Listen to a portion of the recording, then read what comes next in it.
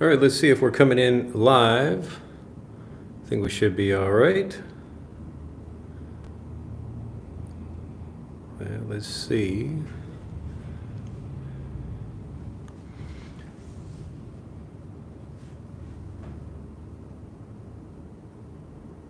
Maybe we aren't. Maybe we are.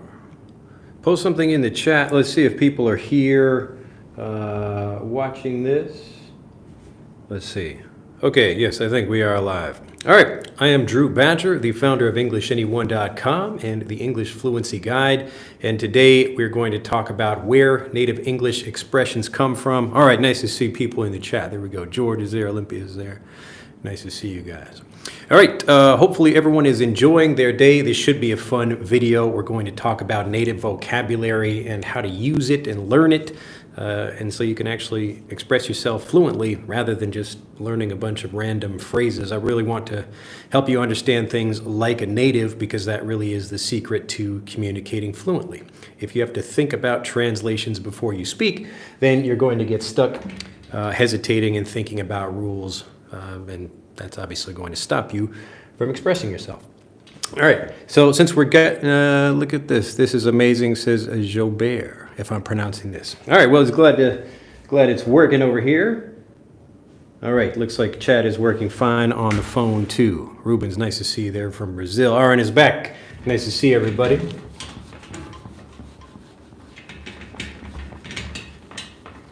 All right. So when you learn English vocabulary and you want to be able to use it fluently, as I just mentioned, the key really is to understand it like a native. So we're going to talk about something very basic, something every day that everyone does every day that you will all know about, and then use those expressions, so use the understanding to actually have good communication about lots of different things. So I thought, what's something very simple, very basic we could talk about, and it's just in the bathroom. So I'm going to talk about, again, basic things. I really want you to understand them like a native, and that means you understand them through situations. I'll explain this very quickly. Remember that there are two basic ways of learning the English language, or really any language, but since we're talking about English, you have English as a second language, and this is where we learn things through our native language. So if you're a native Chinese speaker, you're thinking about something you want to say first in Chinese, you translate it in your head, and then you start speaking. So you go from your native language to something in English, and maybe you know just one expression for that. But what natives are doing, they're actually beginning, so this is learning English as a first language, so not English as a second language. We're learning English as a first language, which is what natives do. And natives are taking, again, a situation, like we're going to talk about situations in the bathroom. So it should be something you guys should remember very easily. You'll understand it like a native from the situation, and then we'll be able to use it fluently because of that. And so we have the situation, and we go to the English vocabulary. All right, so let's get right into it. So nice to see everybody there. If you do have questions or comments, feel free to post them in the chat. Sad says, can you tell us how to use exclusive word in different ways? Use exclusive. You mean the word exclusive? Maybe we'll come back to that later. We'll see if we have time, if I understand your question correctly. All right, so let's say we're in the bathroom. Nils is back. Hello from Wisconsin. Multiple Wisconsins, or was that a typo on there? Or maybe that's a different one. So we're going to talk about learning phrases, and in the first one, we're just talking about washing our hands. So everyone knows this, very simple, to wash your hands. Now you probably know this already. What's the best way to learn phrasal verbs, teacher? You'll see that in this video, Arturo. It's really just understanding them the same way natives do. So in the case of phrasal verbs specifically, usually there is a physical origin to that thing, just like we'll talk about in this video. So I really want to help you understand that like a native rather than just learning the words by themselves and trying to translate that. So when you're in the bathroom or whatever, you're in the kitchen, you're washing your hands, we can take this same phrase, and when we think about washing our hands, it's really just cleaning something off.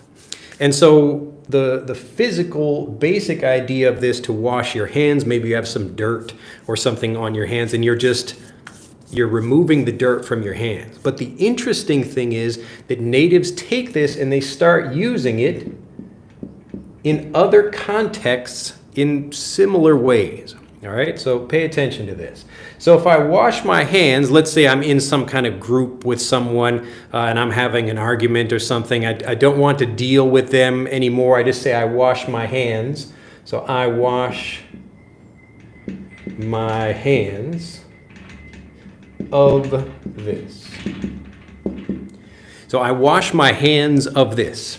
So I wash my hands. I'm not actually washing my hands, but we can take this expression, very basic expression that you use every day, wash your hands, and we can apply it to other situations.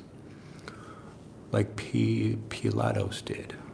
I don't know what that's referring to, but let me know if you have more information about that, Olympia.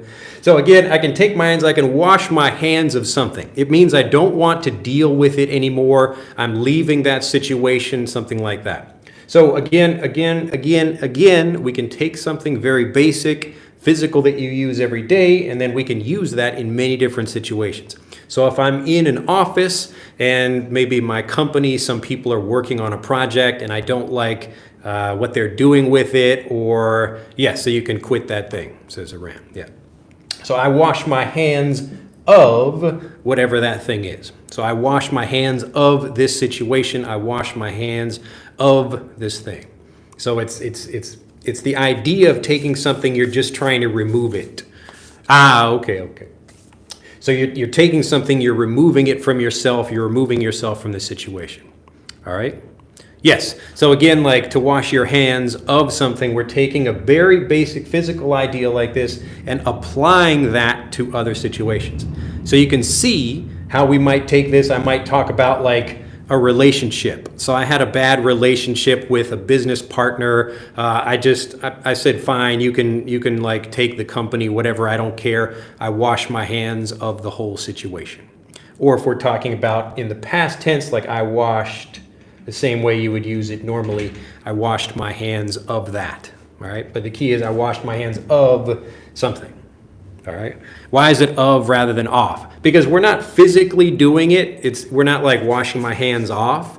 We're just washing our hands like of a situation. And we're kind of removing ourselves from it.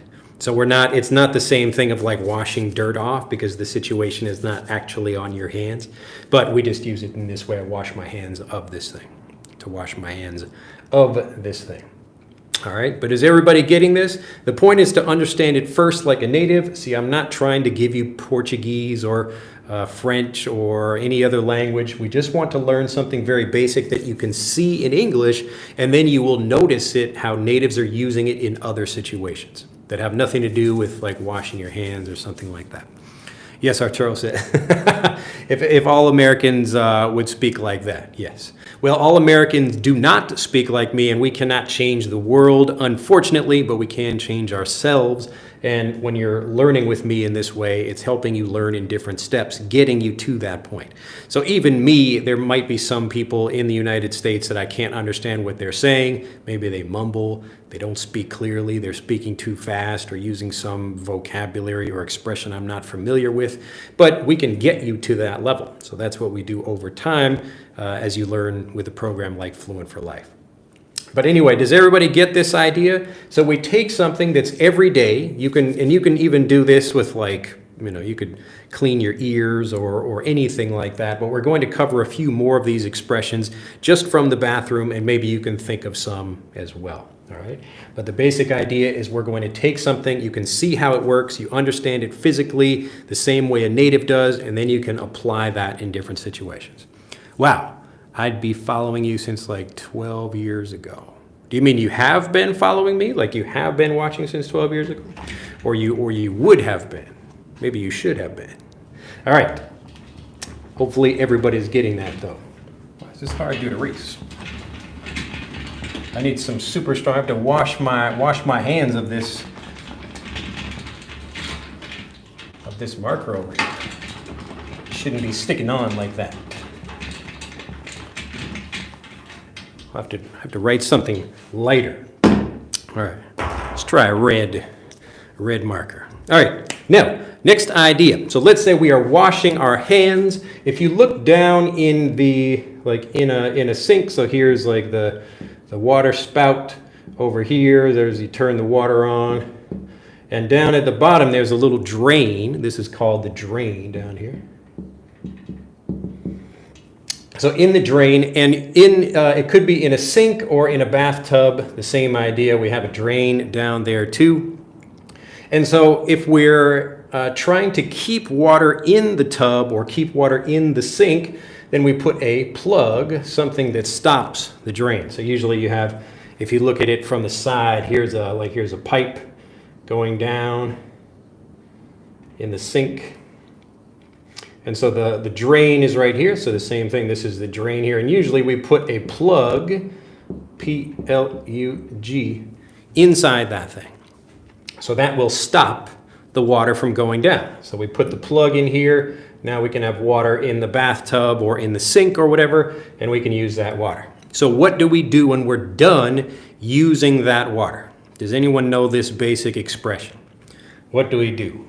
I've given you some of it here. Can anyone think, what do we call that when we're done using the water? How do we get the water to go down into the drain? What do we say? Sometimes this plug is like connected to a little chain so we don't lose it somewhere.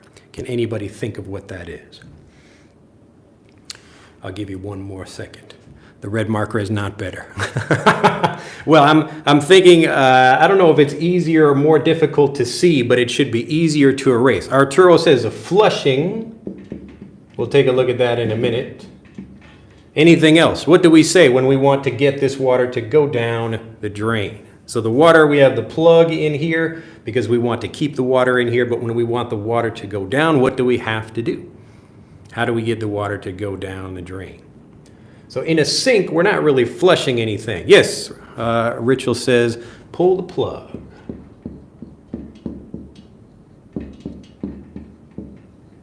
All right, to pull the plug. So if we pull the plug out of this, then this is all clear. And now the water can go down. Pull the plug. Yes. So when you pull the plug, this is the physical idea of taking a plug out of the little drain area so that the water can go down. In the same way, how else might we use that? So we're using the idea of pull the plug to stop doing something. We're going to quit doing something. If you understand the deeper idea of this, it's not just taking a plug out of a sink. It's like getting rid of something. We're finishing that thing. So we were using the water, now we don't want it or we don't need it anymore, and we let it go down the drain. So to pull the plug on something, we can also think about this the same way. I'll get to like a similar idea in a moment, but really the basic idea is that we're taking something, we're finished with it. So I might have like a bad relationship. There's a girl I've been seeing for someone for a while. Unplug is, we wouldn't really use unplug for that. You could use that. We need to unplug the drain, but typically to pull the plug, like we put something in there intentionally. So we want the plug in there, then we do not. So we pull the plug out, pull the plug. So if I pull the plug on a relationship, so I might pull the plug on a relationship. Maybe I was dating some girl and it just wasn't a very good fit for both of us. And so I decided just pull the plug on that. Or maybe I'm in another business situation where we're working on a project.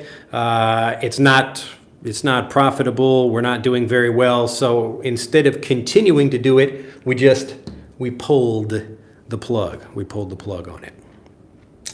Neil says, we let it flew. You mean fly? Like let it fly? Well, I mean you mean fly, where we're just letting the water drain out. So we're stopping something, we're ending that thing, we're pulling the plug on that.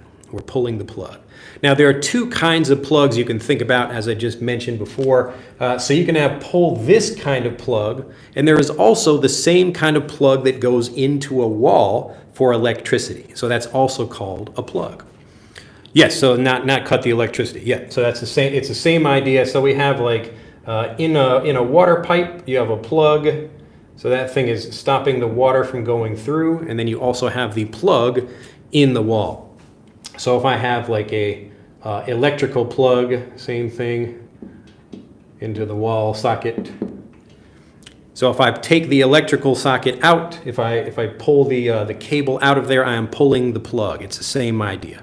So I'm disconnecting something, I'm ending that thing, that's finishing it. I'm pulling the plug on that thing, okay?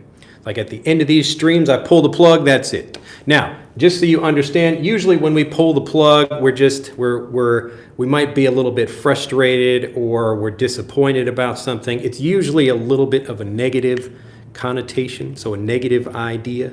So I don't like pull the plug on a birthday party when I'm finished with it and we just end the party. But if the birthday party is not going well, maybe we pull the plug on it. So we stop it. We don't want to stop it, but maybe we have to for some reason. So we pull the plug on something. So it's usually something because we don't want it or it's not helpful for us or some reason like that. So we want to try to stop it immediately. We're going to pull the plug. All right. Yes, there's spark plugs too. Yes, there are lots of little plugs for things, and even different meanings of the word plug. Like you can use the word plug talking about to plug something, like to advertise it a little bit. So if my friend sells vacuum cleaners and I give him a plug on this stream, I say, oh, you should try my friend's vacuum cleaners. They're really great. I'm plugging him. All right. Isn't that interesting? So it has like nothing to do with this kind of plug, but just so you understand the basic idea, we have a physical thing like this. Yes, or you can call it a stopper. Same thing as well. Some people call it a plug, other people call it a stopper because you're stopping the water. All right, very easy. But everybody get this idea? I just want to make sure this is clear that natives understand these things because they're looking at the real like physical situation. They're just looking at some kind of situation that happens in their life, and that's how they learn the vocabulary. But then usually as they get older, then they learn how to use like these same expressions for other situations.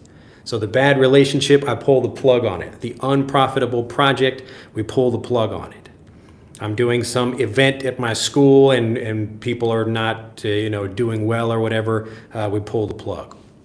Now, usually, now this is I think I'll talk more about this in my next live video, but let's see. Allah says, take off the plug. Now, this is an interesting thing about phrasal verbs. Well, this doesn't really erase much better either. Why? One day I will get a digital whiteboard and then I can just write up here and do some interesting things with that. I look forward to that. So we do say pull the plug, or you could say pull out, but we do not say pull off. It's typically, you could say that, but it sounds a little bit weird. Usually because a plug, it goes inside something. So if you think about a bottle or a pipe, the plug is not just like sitting on the top of it, it's going inside that in some way. So if it's in something, the opposite would be out. So we pull out the plug. If there's something on, like this, so the opposite of on would be off. So if we have something on, we would pull it off.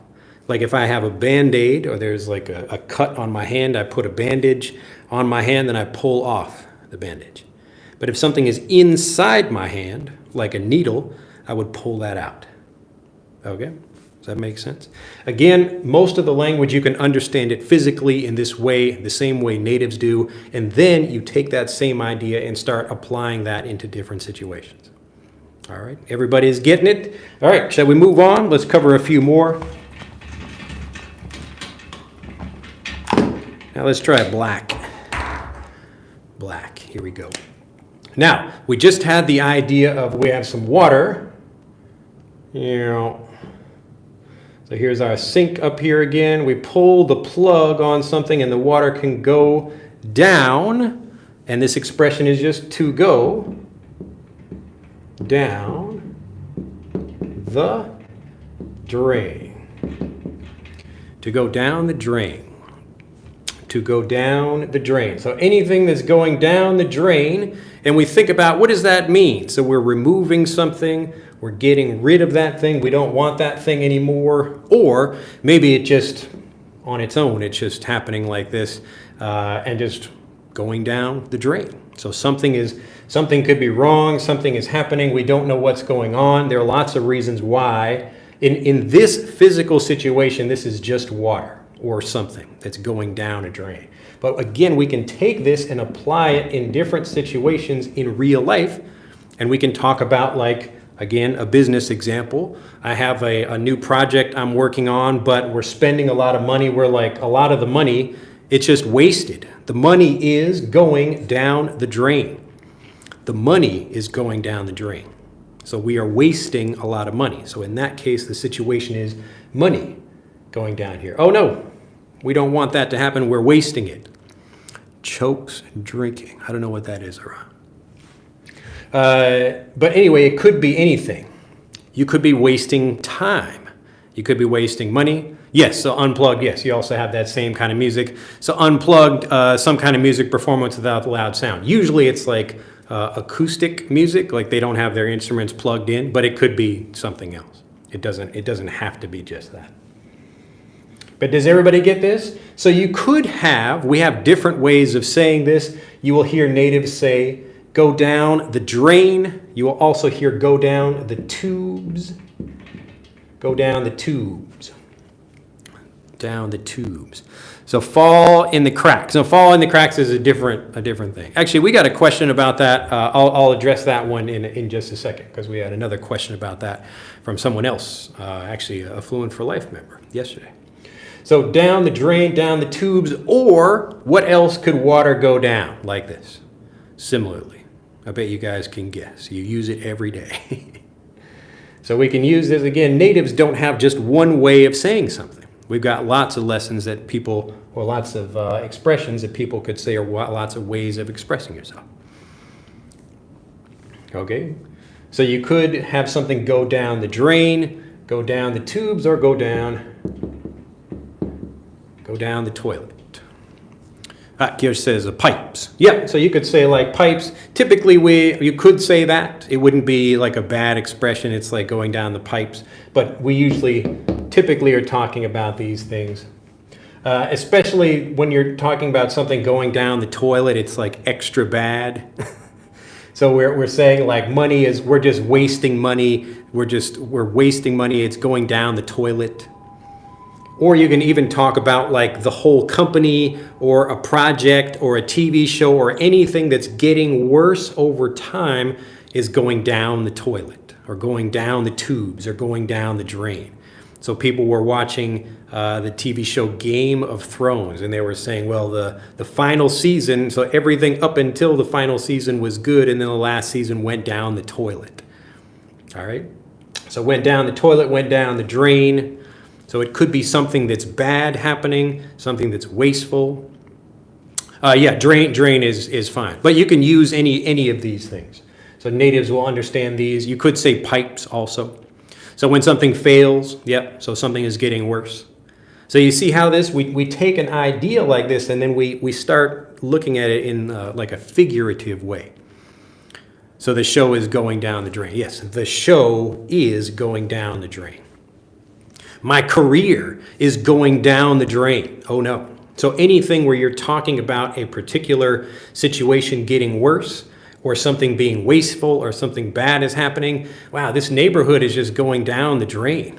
The neighborhood is getting worse. Maybe there's more crime or whatever. It's going down the drain. It's going down the toilet, going down the tubes. Any of these things.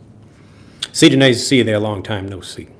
Elder says the huge plug or plaster when the ship or leak or large puncture. Yes, so remember leak, L-E-A-K. This is where we have a hole in something, a leak. So here's some water coming out of a hole. That's a leak, L-E-A-K. L-E-E-K is a kind of vegetable. Learn the difference for these things in Frederick. If you'd like to learn, correct spelling for words like this, these are called homonyms. They sound the same. Mitsuo. My life is going down the toilet. Excellent usage. I hope your life is okay. All right, but very good. Everybody's getting it. Everybody understands. So you see how we take something even just in the bathroom itself, rather than learning just like this is a toilet and this is a sink, like you're understanding something that's happening. What is the connection with these things? And then how can we start using those in other situations? So anything that's going bad or getting worse over time is going down the drain, going down the toilet. Okay? Pretty simple. All right, I think let's see. Lena, hi, teacher. What is the meaning of yeeted out? I don't know. Google that. That sounds like some young slang. Google that. I'm sure you'll find some good examples. All right, let's see. Now, similarly, you notice how I'm trying to connect all these ones. The world is going down the drain. Yes, so you can use that same expression for that too. Now, let's say there's something in here, so the water cannot go down the drain. What do we call that? What is this? So there's something wrong. Is stopping that. Throw in the towel, my vocabulary in this field. Yep, throw in the towel. That's another thing. That's an expression from boxing. So maybe like the coach or the trainer for someone. Yeah. So we say it's clogged, or you can say clogged up. So the toilet is clogged up. Some people will say backed up. But clog is typical. Clogged up. So yes, something is clogged up over here. And what else could be clogged up? What else could be clogged up? Can you think of anything else? So we're taking this. There's a flow of something being stopped right here. Arteries, excellent. So another similar idea, like arteries in your heart. So you get little, stuff in your heart, so the blood can't flow through. Oh no, they're clogged up. You could also have streets. So if we have streets like this, and there's lots of cars on the streets, and there's a traffic jam, the streets are clogged up. Same idea. Clogged up.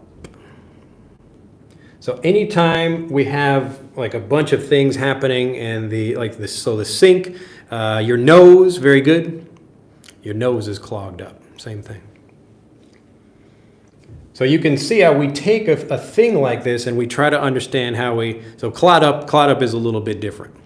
The progress of your project is clogged up. Can we say this?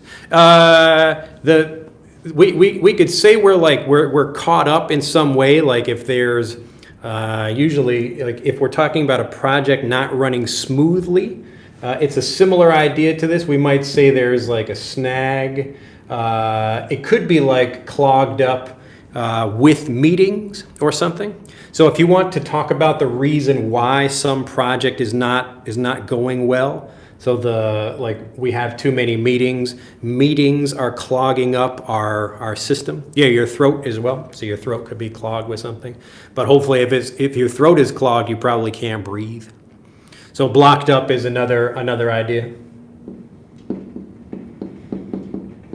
So the road could be blocked or blocked up. The phrasal verb blocked up. Now this doesn't add anything important to that, so people often wonder why we use, why do we have up or over here up? Usually the up, number one, it makes it sound a bit more casual and conversational, but number two, typically we're talking about like how complete it is. So it's like clogged up, like there's no, like water is not getting through here at all. It's all clogged up. It's clogged up. Is it used passive? Well, I mean, you could use it like something is clogged up. So I can clog up something as well. If I put a whole bunch of things in the toilet, I can clog it up. Or it could be clogged up over time from whatever. Like your bathroom drain maybe gets hair in it or something like that. Yeah, the internet could be clogged up in the same way. It could be blocked. Maybe too many people are trying to access a website at the same time. So something like that. But typically it's like there's a reason for some flow of information or a system not working. So there's a blockage. Something is blocked up. There's a problem with it in that way. Yes, arteries, we got that one as well. So instead of saying clogged up partially, do we usually say something? You could say like it's like you could say that actually. It's like partially clogged up, or it's like it's blocked a little bit. But this is the way people will speak, though. People are not very precise about their language, and we often don't know exactly. So let's say, for example, we have a pipe here, and there could be a full clog. It's completely clogged, so 100%.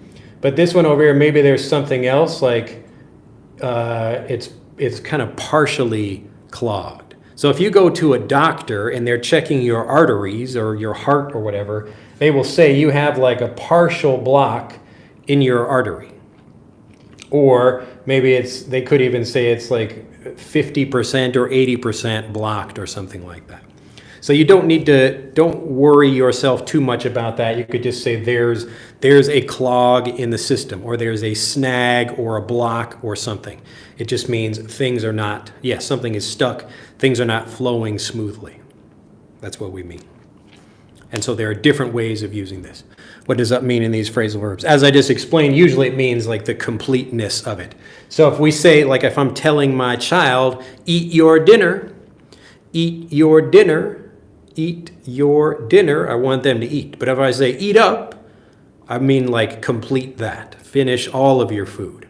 But natives are not really, they're not like thinking about it in such a strict way. Like if I say up, then I mean like completely. But this is typically when we think about something.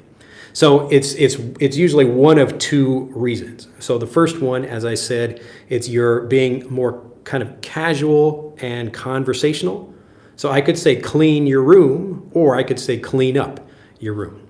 And nothing really changes in the meaning of those two things. So it could be casual or conversational, or I'm talking about do it completely, finish it. All right? Let's see if we got these over here. Bunch of hair. Yes, it's tufts. That's right. Yes, you remember. Instead of saying clogged up partially. Yeah, okay, we got that on.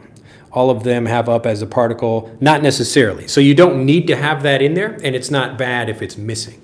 Just say clean your room. Sometimes parents, if they're a little bit angrier, they just say clean your room. But if I'm being a bit more friendly, I say clean up your room. And so you learn these subtle nuances of the word, and there's nothing bad about telling someone like clean your room, but it sounds a little bit more casual and conversational, a little bit friendlier to say clean up. All right?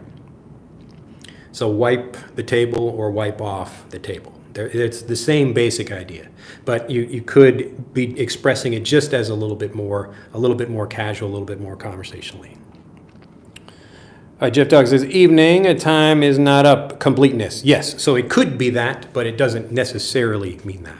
Email inboxes can become clogged with large numbers of unrelated emails. Yes, Rika, very good. That's another good example.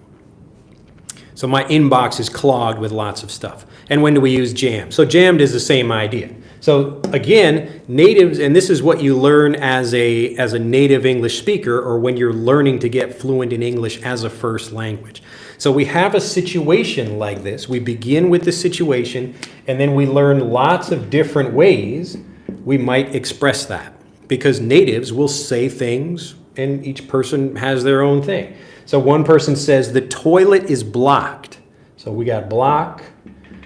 One person says the toilet is clogged. So we have clog. One person says jam.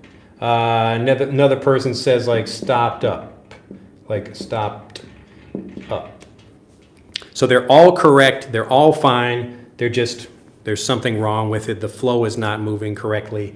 There's a problem, a blockage in that. So a physical machine, the same thing can happen there. So if I'm using my computer printer and the paper goes in, but oh no, the printer is jammed. The printer is jammed. The printer is blocked. The paper got stopped up inside the printer. All of those things are fine to express that. But you can see how they come. Yes, so you can just say that like the paper is stuck in there as well. So you see the difference here? When you're learning English as a first language, you begin with the situation itself, and then you get to the vocabulary. It's not beginning with like a word in your native language and then try to learn one word in English.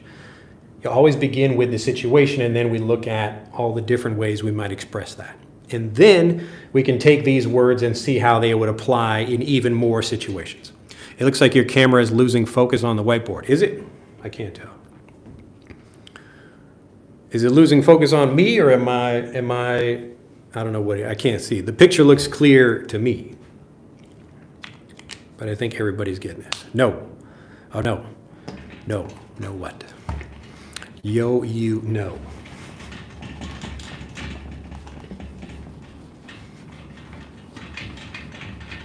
But I think you all are getting it. You understand what happens. Teach you a few more. All right.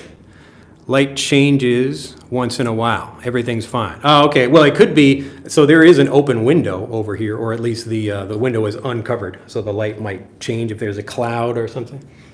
All right, so let's talk about, if we've got the toilet, probably know this word, shit, over here. Let's talk about how we might use this, some interesting expressions with that. So usually if something is gone to shit, what do you think that means? All right, so it's gone to shit, or you can talk about like the past, so it went to shit.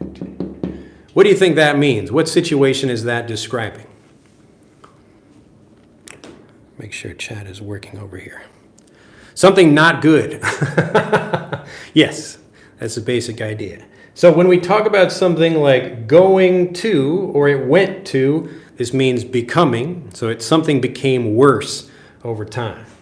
Now this is similar to the idea of going to a lost cause. No, not necessarily. It's a lost cause usually means like my son was kidnapped 12 years ago and I'm still looking for him, and it's probably not possible for me to find him, or something like that. People might say it's a lost cause. So in that sense, a lost cause is a different idea than something going to shit. But this is a more, obviously this is probably not something you want to use in the office unless people are, maybe they're happy. It depends on your office if you're using this vocabulary professionally. But people will understand that, like something severely, yes, as Kyoshi just mentioned, to become a disaster, something getting worse. It's also similar to the idea of going down the drain. It's just another way of expressing that same idea.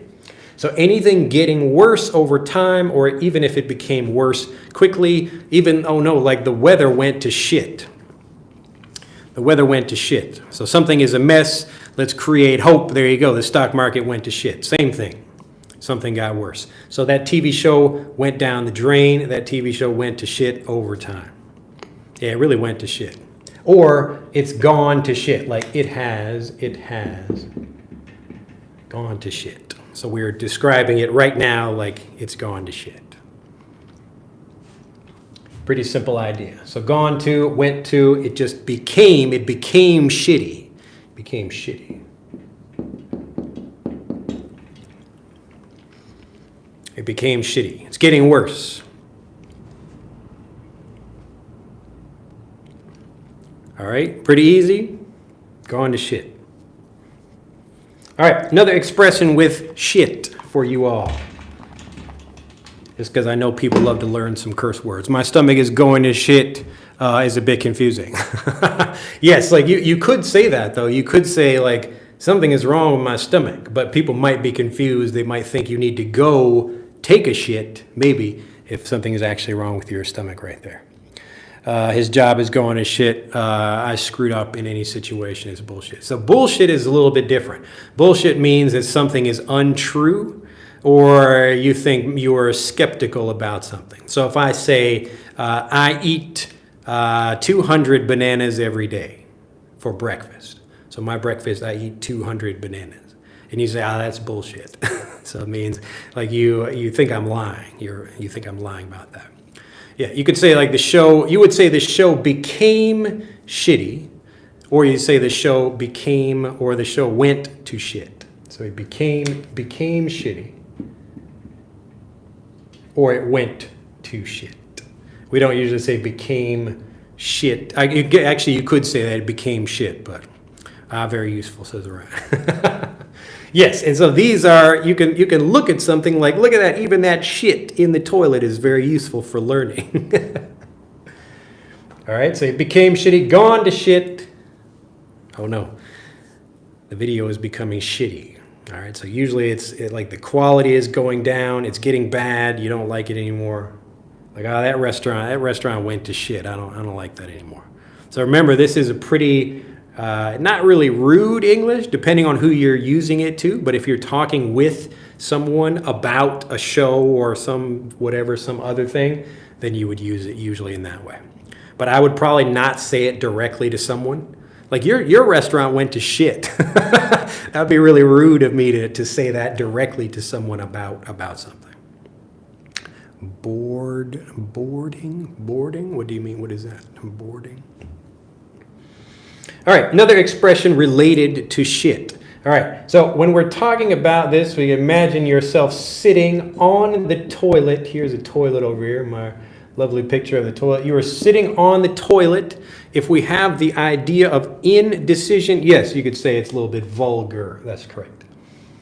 So we could say, I'll leave these up here, shit or get off the pot. So a toilet can also, obviously, it has many different ways of, you could call that the throne or the pot or the chair or whatever, but the toilet, we can say shit or get off the pot. And this is the idea of being decisive. So you should make a decision about doing something, like either do this or do that thing. Lewis says take a dump. Yes, so this is not really a video about different ways of describing shitting itself, but we can talk about like the expressions that we get from a situation like this. So you're sitting on the toilet, it's like, I kind of need to take a shit, but maybe I don't know. So people will use this, the situation of indecision, you can't choose something, and then use this expression here. So you would tell someone if they have to make a choice. So either this thing or that thing, and maybe they are taking a long time to make that decision. All right. So shit or get off the pot. So you should make a decision. Either shit or leave. Shit or get off the pot. So it's just telling someone, make a decision. Same idea. Make sure I got anyone. Yes. So Kyoshi says, in Japanese we say kuso atsui ne. Kuso atsui ne. All right. The situation. Yes, very good. Sometimes you read a paper when you take a dump. That's true. So some people, you could do all kinds of stuff while you are taking a dump. But some people, maybe they're there for too long, and we can take that idea. So shit or get off the pot. Shit or get off the pot. All right. Let's see. Andrea Silva, you are top. I'm Brazilian, and I'm living in 2 years in the U.S., and anything you say is true. There are a lot of people living here that isn't fluent. Yes. So there are quite a few errors in your comment there. But if you want to learn real English the same way natives are learning it, just do what I'm teaching here. You have to learn English as a first language. And as he just said, yes, there are lots of people that live in English-speaking countries and don't speak fluently. Living in an English-speaking country does not guarantee fluency. Okay? But if you learn English as a first language, you do get fluent. Mainly Brazilian people. All right, I don't want people arguing over different stuff. I will give you one more shitty expression, though. It's actually a good expression. It's not a shitty expression, but it's about shit. All right. Now this is a pretty. I'll give you a clue. Let's see if anybody knows this expression already. So it's using the word. Japanese toilets are high tech. Yeah, some of them are. Usually they have like a high tech thing that sits on them. You know, it's interesting for people maybe who have not been to Japan or don't know about Japanese toilets. Often, especially in public toilets out here, they will play some kind of music or it will be like running water sounds. So if you go into the toilet, you sit down, and the toilet starts playing music, it's trying to cover up your sound. So it plays like rushing water, or like could be some music or something. I thought it would be better if it just made like shit sounds. So like they should all be like, you know, like making like bad, because that way you can't tell who's doing what in the toilet. So that would be better than just like rushing water, because it doesn't. I've been in the Japanese toilet sometimes. It can be pretty loud in there. People like, you know, I don't want to be too vulgar on the video, but anyway, I thought that would be an interesting one. My like didn't count. Oh no, yes, click the like button anyway. I don't know if likes are counting or not. But yes, so there are lots of interesting things with the toilets in Japan. One of the interesting things, so I was actually with my younger daughter, Noelle. I took her to the toilet last night, and she looked at the toilet and she saw, because we have usually like a Japanese toilet is in a different room than like the shower and bathing area. So the toilet is actually in its own space. So if you want to ask someone like, where is the toilet, that's a different place than where is the bathroom, like in America, where we would usually have everything in the same room. But an interesting thing about Japan, so we have like a toilet there was a rack on the wall, like a towel rack, and my younger daughter said, "What is that for?" Because there's no towel hanging on it. I said, "Well, I don't know. What do you think that's for?" And she said, "Oh, well, maybe you like hang a towel on that." And I said, "That's correct." And the reason we have that is because for many Japanese toilets, and this is an interesting thing for saving water, a typical toilet it kind of looks like this. There's the back with this is called the tank of the toilet, so like the water tank. And there's actually like this is the seat over here, and then you have the water goes in here, and then after you flush the toilet. So when we think about like stuff going down the drain, it's the same idea. There's a drain in the toilet bowl. This is the bowl down here. So when you flush the toilet, the water goes down here and flushes the toilet.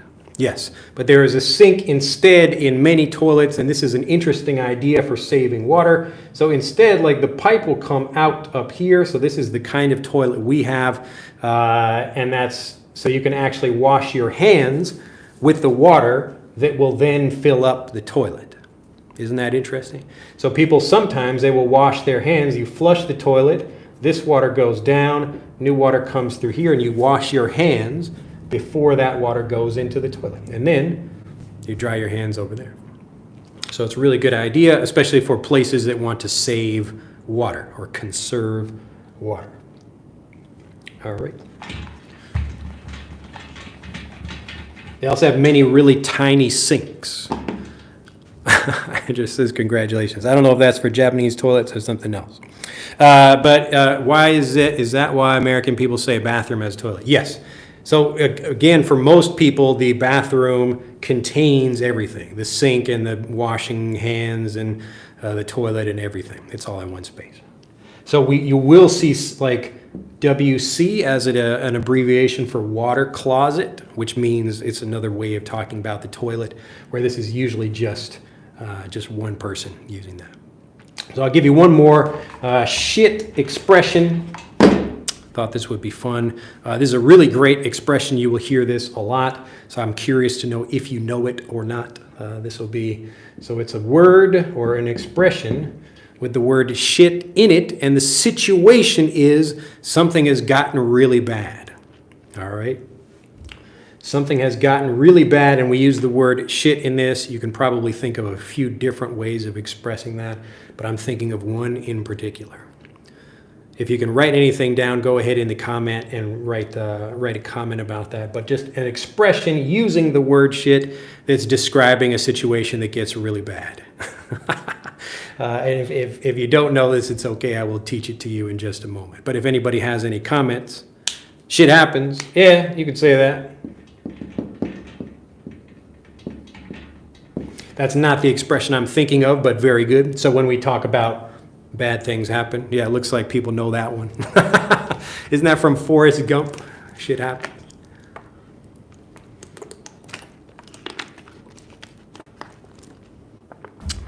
Yeah, they're saying shit. Yeah, you can talk shit. Yeah, sure.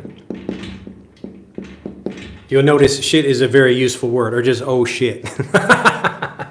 Yes, that's correct. Oh shit. All right. So this expression, though, this is a really interesting one, and when you understand it visually, it's very easy to remember, and you're just like, oh my goodness. Yeah, same shit, different day is another good expression. Same shit, different day. So maybe you go to your job and you don't like it there or whatever. It's like, man, I got to do the same shit, and it's just like, even for a different day, I'm doing the same thing I don't like. Same shit, different day. All right. Or you get a new president in, and the new president is the same as the old president. Same shit, different day. All right. But the expression I'm thinking of is when shit hits the fan. When shit hits the fan. Actually, this isn't a sentence. So when shit hits the fan. When shit hits the fan.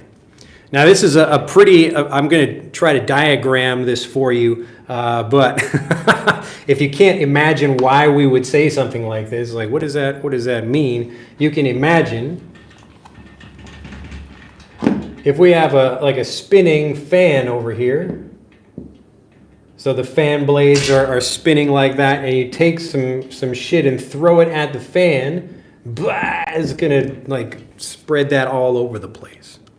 So this means there's a serious problem, something really happened badly. You can just talk about when shit hits the fan, disastrous, yes, very disastrous. All right, so it could be some interpersonal problem. These expressions have similar, examples in other languages, yeah, I'm sure. So when shit hits the fan, but it's easier to understand that. Okay. I like that. I like the little dap. I like the little dap guy over there. Yeah, so something has gone terribly wrong when shit hits the fan. Or if you're talking about the past, you're describing something like shit hit the fan. So yesterday, shit hit the fan at my office when there was a big explosion with some of our servers. So like the computer servers or something. It's happening here in my country. Yeah, so if like where you are, like let's say a war breaks out, oh my God, shit hit the fan, something is really, really going awful. All right, very bad situation. When shit hits the fan. So you can use this like as a longer expression. When shit hits the fan, what do you do? So if I'm in a job interview and I'm interviewing you, I say, well, when shit hits the fan, are you good under pressure? So if there's a problem, what do we do about that? All right, Stanley says, good morning. How was your day? So I'm an English learner. More precisely, I'm a beginner. You're a beginner? Okay.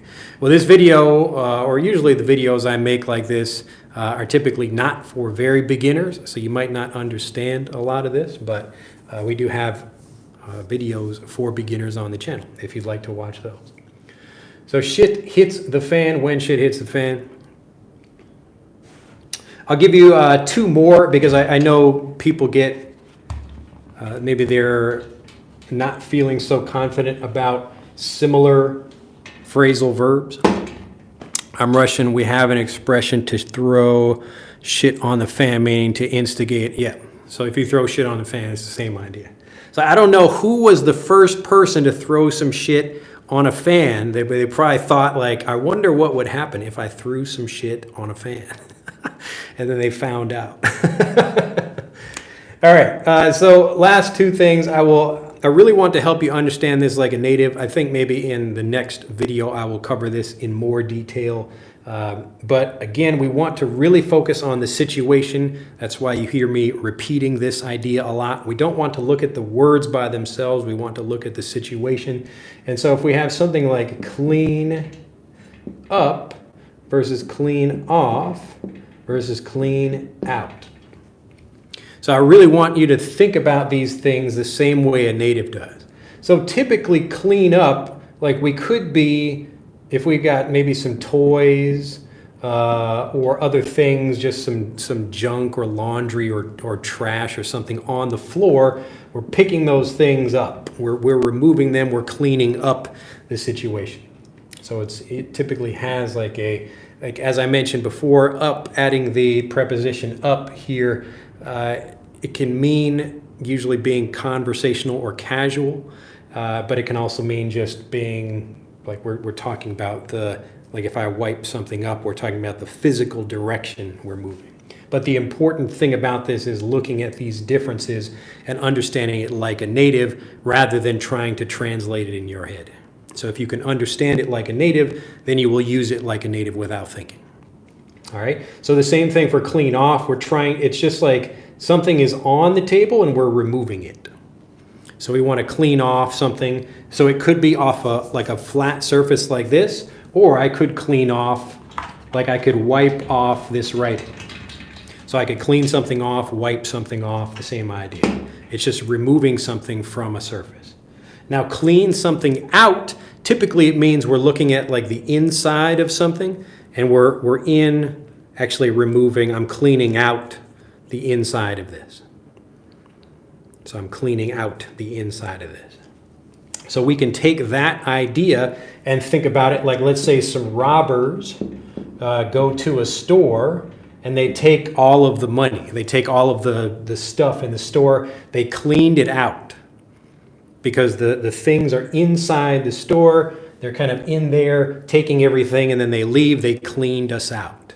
So some robbers came, some thieves, and they cleaned us out. Or I got cleaned out. Like if I go to a casino and I'm gambling and I lose all of my money, I got cleaned out. I got cleaned out. So you can think of my pockets like they're taking all the money out of there. I got cleaned out. So again, the reason I teach this way is because I want to help you learn the differences between these. It helps you really understand it more like a native. I cannot understand the way even you speak your pronunciations. Maybe it's not my level. Yes. So if you can't understand me, you should watch our more basic videos or download Frederick and install that. And you can start from zero, from the beginning. It's hard to explain like to a beginner. Really informative. All right. Mitsuo-san. So yes, glad to hear it. So again, if you have questions, so now I'm done with the lesson portion of this video. Do you gamble, Mr. Drew? No, I do not. I have in the past just to try it. So I've tried like a few things just as like a cultural thing. So I tried, I've been to a casino in the United States and I've been to horse racing, and in Japan I've tried pachinko. So pachinko is like, you shoot these little balls up and try to get them into like a little slot machine thing, and then try to make more balls, and it's I don't know, it got kind of boring. But the first time I went, I won some money, and I said, oh wow, this is pretty easy. So I won like $100 in American money, and so I went back again, and I lost it all. So I said, okay, that's enough. I guess it's not so easy. So I had maybe beginner's luck. Beginner's luck. This is where you try something for the first time and you're able to do it. Beginner's luck. All right, let's see here. Do you live stream regularly? Yep, if you look at the videos on the channel, you will find usually about once or twice a week, I will do live streams. They're not scheduled, but they're usually around this time. So this is in Japan, Monday morning and Thursday morning, typically. And sometimes I do them just at different times. I'm a translator. Can you recommend some books mainly concerned about explaining the differences between synonyms? I'm sure there are books about that. I don't use any, and I don't really teach using any books like that. But again, the goal, and I've talked about this in many different videos. If you go back and watch the video, how to speak fluently about almost anything. So if you watch that video, that's the name of it. I think How to Speak Fluently About Almost Anything. The basic idea of that is when you're learning English like a native, and that's what we're doing in this video and all of the videos. I'm trying to help you begin with a situation, and then we learn lots of different ways that natives do it. So you would call these synonyms or just different ways of expressing that. But instead of trying to get a book about synonyms, it's much better to just get multiple examples of something. So this is what I call naturally varied review. So an example like I have on the channel, I made a video about making espresso, so how to make espresso. And in that video, I'm explaining the differences between 4 different people making espresso. So you will have the situation of making espresso, and then people will use different vocabulary. Some of the vocabulary will be the same, some of it will not. And so in these situations, you can learn what would be synonyms or different ways of expressing something like that. All right. So there are probably books that you can get, you can list synonyms, but unless you are very good at remembering information in a list like that, then I would probably not recommend that. My English professor recommended your channel when I was in college. Oh, awesome. Where are you from? Are you Japanese? You have hiragana for your name, but are you, and what school? What's the name of your professor? I'll send them a thank you card. Let's see. What if the robbers cleaned up the store and they came out from the chimney? Well, if some robbers break in and they clean up the store owner would probably be happy about that. And then they went out back through the chimney like Santa Claus.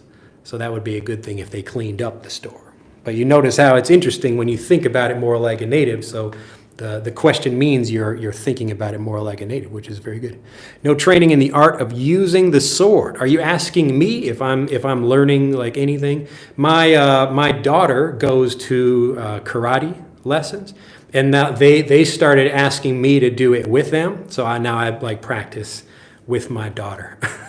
So actually the teacher asked like one of the other mothers. So we're just sitting in a big gym and we watch the kids do that.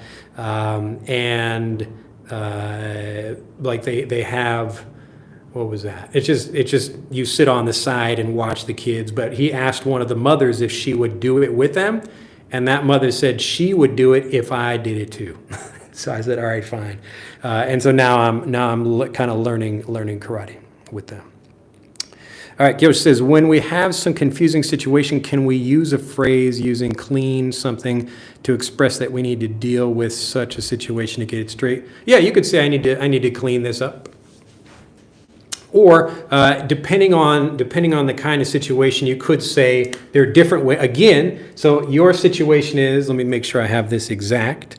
So we have some confusing situation.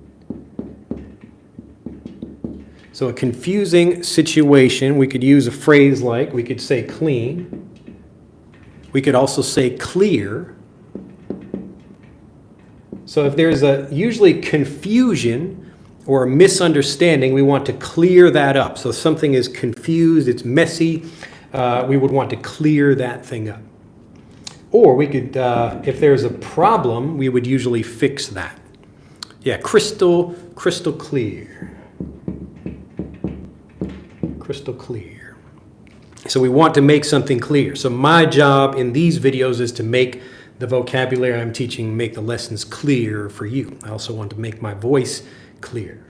So I don't want to clean my voice. I want to make it clear. All right. So there's nothing blocking it. You can't. It's not being misunderstood, or it's dirty, or something's wrong with it. I want to clear it up. So if you have a misunderstanding, there's general confusion. You could express that in different ways. We want to fix that. We want to clean that, something like that.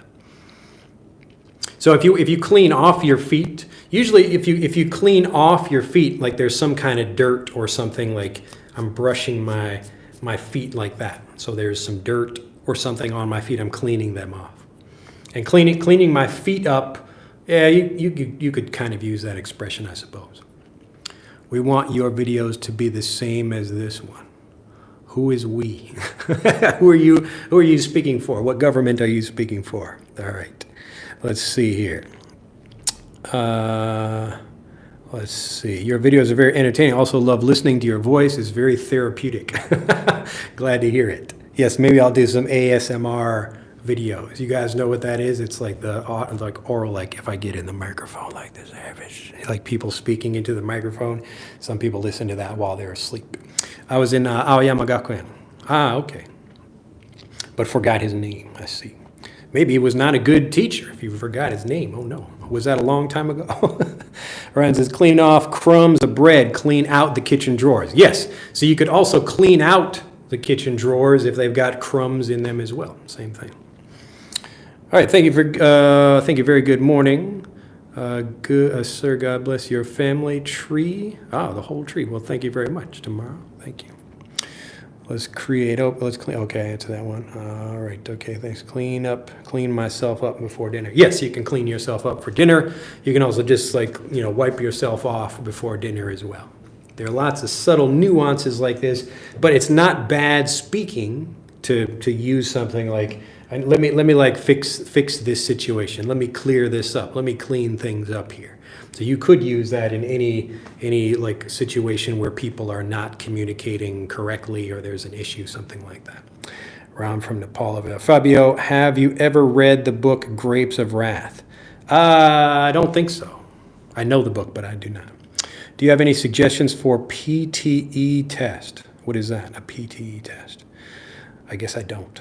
Victor says, hi, Fred. Where are you guys are talking to each other? Juan says, I easily understand American speakers, but when it comes to British movies, TV shows, or actors, it's just like another language to me. Yeah, so they will be different, and if you are not used to their accent and their vocabulary will be a little bit different too. Sometimes native American speakers and British speakers, we will maybe misunderstand each other, but it's fun to learn those differences though. So I have friends in Japan from all over the place. It could be British English or Australia or Canada or New Zealand. And it's interesting to hear the different vocabulary they use. Let's see. Okay, I got those already.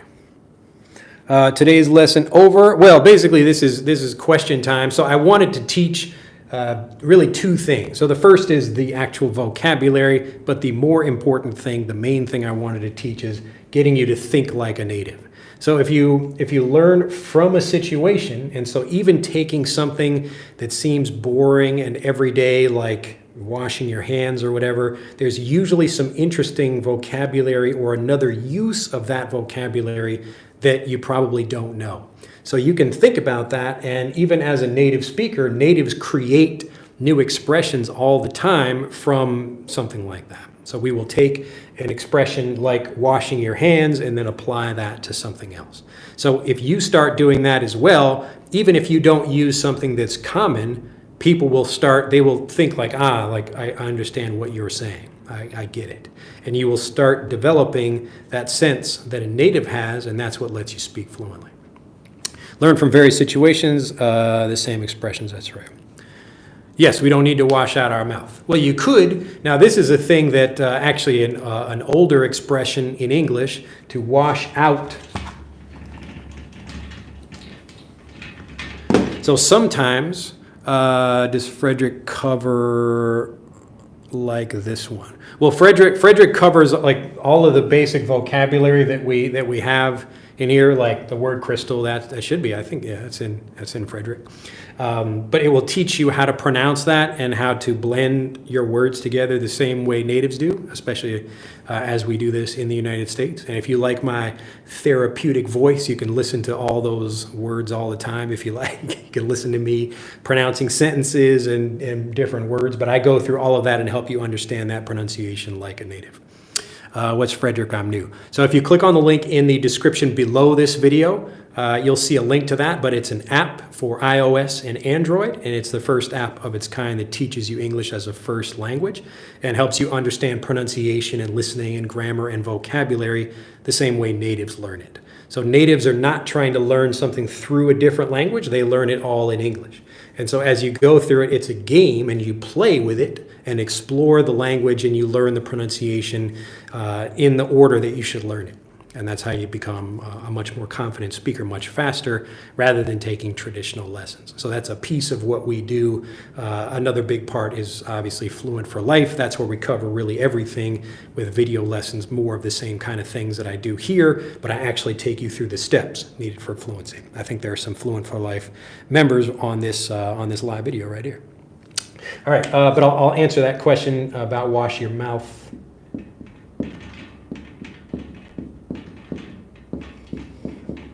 So this is an older expression. We don't usually hear this now, but this was when little kids would say something bad, like they would use a word like shit or something.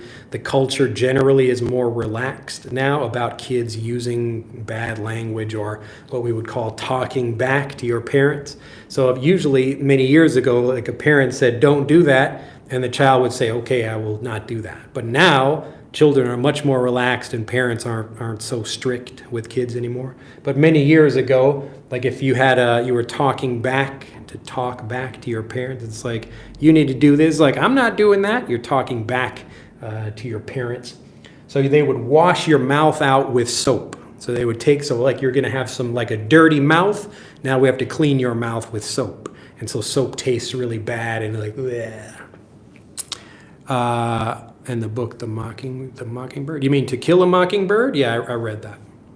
Yeah. So it's not like an outdated expression. It's just that people don't like the vocabulary and the expression itself. It's not like old English, like Shakespearean English or something. People would use this, and it's still correct English. But the idea of washing someone's mouth out with soap is an older expression.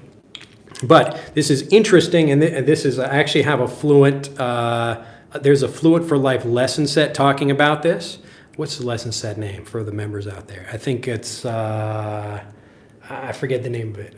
But we're talking about learning generationally, because the language is a little bit different for different generations. So if you're an older person, like I'll be 43 very soon, so people, like if I'm talking to older people, I can make this reference, like I can make a joke about washing someone's mouth out with soap and they would laugh at that. They would understand that vocabulary.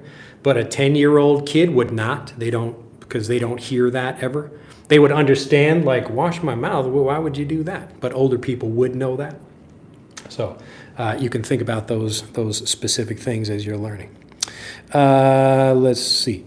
How many lessons in your program on your site? Says a lot. If you're talking about Fluent for Life, hundreds of them. So there are 100 lesson sets in the program, and it's years of content. So we don't expect learners to go through all of it. Each person gets in the program and they go through lesson sets that they choose, and you start getting fluent in each lesson set. So you become fluent about a particular topic, and then you move to the next one and the next one, and you can go through as long as you like.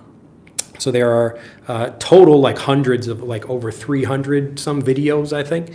But the point is not the number of videos, but how you learn. So we help you learn English as a first language. So you really need to learn English as a first language if you want to speak, which is what we do. So typically in these YouTube videos, I'm giving samples or examples of different things that I do, but getting even like a good lesson where I help you understand something like a native, you really need review. You need to hear other native speakers using that same vocabulary, and that's what prepares you to use it in a conversation.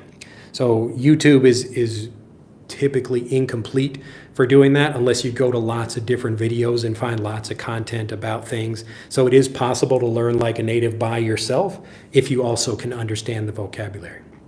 We just make it easy because we've put everything together and given all the steps. All right, let's see here.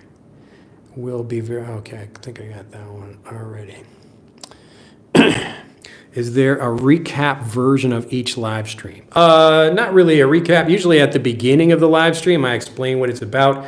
At the end, as I can do right now, as I actually just did a minute ago, the basic idea is to learn from situations and then go back and learn the different ways that we would express that.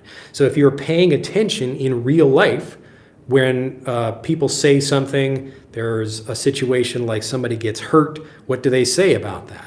What do they say when something happens? What do I say when I greet people? I could say hello or howdy or how are you? How is it going? Other things like that. So I can express myself in different ways. And as you learn these, you are prepared for the different ways natives will respond in situations. And that way you feel confident about speaking. So often when people are learning English as a second language, they begin with their native language and some vocabulary they want to say in their native language.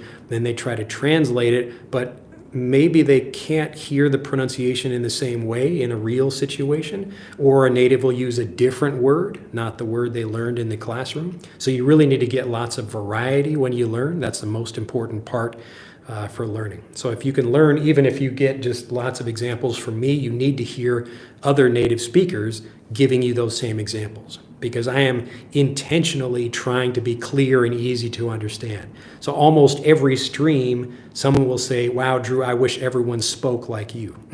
So everyone does not speak like me. So I have to prepare people to have real conversations for real communication. So there isn't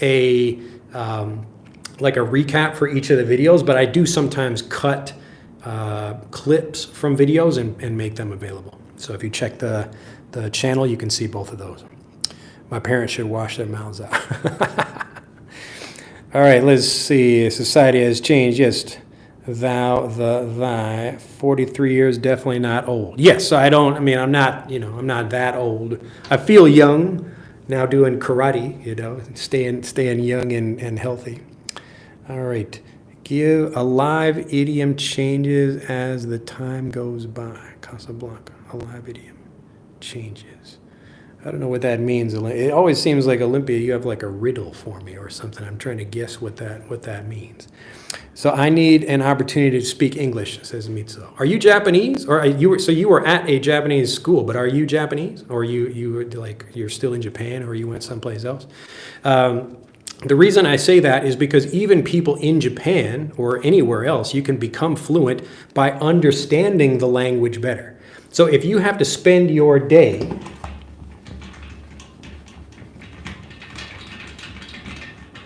and I've talked about this before, but it's a good thing to repeat. Let's say you have 20 minutes to practice your English or speak English or learn English or whatever. It's 20 minutes of English time in your day.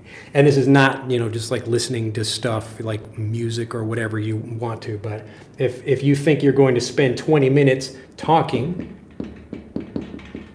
to someone, so you're looking for a native English speaker or even just anybody to speak with, instead of doing this, usually what will happen if you're already fluent and confident. Oh, okay, yeah. So you can talk to yourself in English. You could do that, but the amazing thing about learning English as a first language is that you don't try to spend your time talking, you try to get lots of input. That's really the whole point of learning this way. So if you don't have anyone to speak with, that doesn't really matter. You're actually improving your fluency by yourself by getting lots of examples. So again, we have 20 minutes. I can try to talk with someone, and usually that's going to be me maybe repeating something. I might have like a few, maybe I learn something new. Often I will learn new vocabulary from talking to someone, but a much more structured and efficient way to spend my time is to get lots of different examples and get my naturally varied review and the three things that you really need to become a fluent speaker. So some people may be new to the channel. I will review this quickly. So I call this the fluency triangle, but it's basically like you're getting real English. I'll just abbreviate this. So you're getting real English, and then you're getting understandable messages. And understandable messages means you can understand something in English, just like I've been giving, like you can see, wash your hands, you can understand that. But then you need naturally varied review. So all three of these things together are learning English as a first language. You have to have all three of these things. Let's say you're missing real English. So if you get understandable messages in the classroom and you get naturally varied review, which is various examples of stuff. If you don't actually learn the real vocabulary, then you're not going to become a fluent speaker. You won't be able to communicate with people because you don't know the words they know. All right. And this is why many students who learn English in a classroom are not prepared for the slang and idioms and all of those things in real life. So you have to learn that stuff. And you need all three of these. All three of these work together, and that's what it means to learn English as a first language. So what I gave you today, those are examples of English as a first language lessons. All right. So the learning process is, like, as Aran just said, is all about, like, the time you spend is our iceberg example. All of this time down here, this is all about learning. And the speaking part, this is a very small part of what you do, maybe just to practice some vocabulary or pronunciation. But all of the understanding of the language, you can do that by yourself. So you don't need to spend time talking with people. Talking with people is the result. It's the thing that comes after all of the understanding. And a lot of people, like, they are maybe waiting for someone to talk with, but they still feel very shy, and they're not using more complicated English. They still use just basic expressions, and they're not really having a good feeling in the conversation. But instead, if you really understand something, like you hear something, you're like, ah. So I gave an example. Since you're Japanese, I can give this example to you. So my younger daughter, Noelle, she's in second year. She's like Nenchu in Hoikuen, in kindergarten. So second year, and her older sister went to the same kindergarten, and both of them have this little, like, it's just like shuseki kado for like taking attendance. But when the first time I heard shuseki kado, I didn't, like, think anything about it. I didn't really know what that meant. So I knew, like, that card, they call that card a shuseki kado, but I didn't know what shuseki meant. And so I hear them using that, and I didn't really think anything about it because I just don't use the expression. But then, like, 2 or 3 years later, I was hearing about, like, going to a business meeting, and it's like, shuseki suru ne, like you attend the meeting. And then I remembered the shuseki kado, and I put the two together in my mind. I'm making the connection, like, it's an attendance card. That's what that means. So I know what the thing is. Like, I can call this, like, blah, but you don't really know what I'm talking about. It's only after you get many examples that you really understand. But now that I know what it means, I understand shuseki like a native Japanese speaker. And so that's, like, how I can use the vocabulary without thinking about it. So it's not because I was talking, it's because I was getting lots of examples of that thing. So in that case, with the shuseki kado example, it only took 2 examples. So the first one, like the attendance card, and then the second one is to attend a meeting. So I could get more examples after that, but that's all I really needed. So the way we retain information is kind of like a riddle. And so, and this is why people use stories to retain information. So we tell each other stories. We think in stories. We don't usually think in lists of information. And that's why it's really difficult to get, like, the way you learn in a textbook of having a bunch of lists, like you have a list of vocabulary. It's really difficult to remember that. You will probably remember the first one and then maybe the last one. And that's just part how the mind works. But if you have a story, you can remember lots of different things, or a song or something that helps you connect all those things together. Anyway, the point, this is kind of a long explanation. I know some people are new. I want to explain that again. But the basic idea is that if you can spend your time talking, that's helpful if you feel confident and you're learning things and you're paying attention. But it's much more, or I guess a much better use of your time to actually just get naturally varied review. More water, teacher, please. Olympia's telling me to drink, I guess.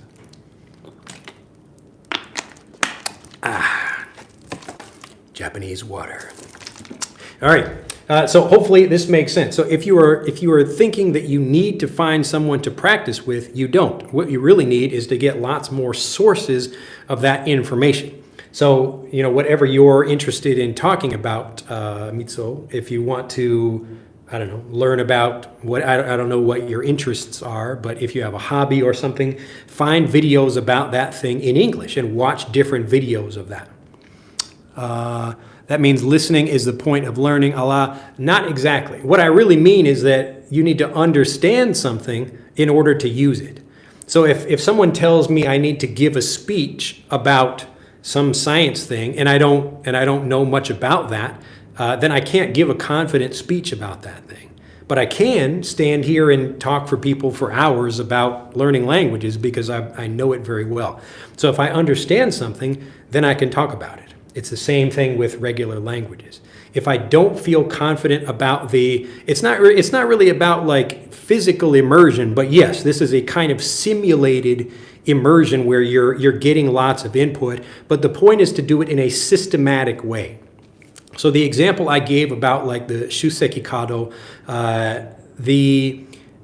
it's immersion, but it's not very systematic because there was like a whole year or like a few years of time between the first time I heard the word and when I understood it.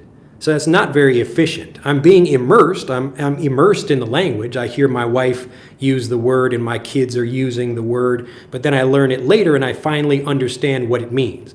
So I've taken a few years to do that. But it's not really like I'm not spending all that time learning or practicing or whatever. There's nothing in between this. It's just this, like these two different times. So what you need is systematic immersion. And so that means you're going to learn a whole bunch of things that are connected with one situation. You're going to practice it. You're going to hear it from different people. You're going to see it in different ways, in different tenses. And that's what's going to give you the fastest improvement. So rather than me trying to wait like 3 years to naturally feel something or naturally understand something through immersion, I'd rather just have someone show me, here's how it works and here's how it is, and I'm going to teach you and get you fluent very fast. So that's what we do in Fluent for Life. So you pick a specific lesson topic and you go through that and you get lots of examples and then you move on to the next one. But the point is a systematic immersion. So if I could spend 20 minutes getting systematic immersion in Japanese, so learning Japanese as a first language, if I had a teacher to do that, I would do that. But I have not found a teacher to do that. So I have to just like kind of teach myself and pay attention to what other people are saying and that kind of thing. All right. Let's see. All right, so Roger says, 7 years studying English and seems like I started out yesterday. So much to learn yet. What's funny is some online guys making ads promising fluency in just 4 months and stuff. Well, I'll be honest about that. Like even me, so for Fluent for Life, like I promise fluency in 30 days for that material. So I don't promise fluency in the entire language. That would be ridiculous, and even natives are not doing that anyway. So as I often show people, so there are like 177,000 words in common use in the English language, let's say. So I think it's like, I don't know the exact number, but people use about 2%. Only 2% of that is really necessary for having conversations and understanding newspapers and TV shows, that kind of thing. All right. And the reason this happens, this is called, let me know if I'm getting too technical for people here. But this is a natural principle about life called the 80-20 principle. And so if we imagine like these are all the words in the English language. I know I can't like fit them all in. And we have their frequency, how often they are used over here. The curve will look like this. So this means that some words are used all the time and some words are used like almost never. And so if you learn these words and you learn them efficiently, so you don't wait like 5 years between trying to understand a word or phrase. If you can understand it very quickly, I can get you fluent very quickly by helping you understand something very quickly. So I never claim that I can get you fluent in like the entire language like that. I mean, you don't need to know the entire language, first of all.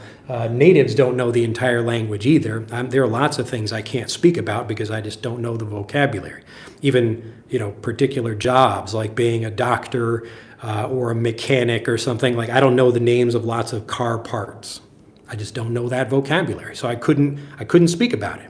I can speak generally. I can see like, what is that thing? Or I know what an engine is in a car, but I can't like talk specifically like a mechanic could speak specifically about it. All right. So fluency is part of it is knowledge, but part of it is also just how well you know the information.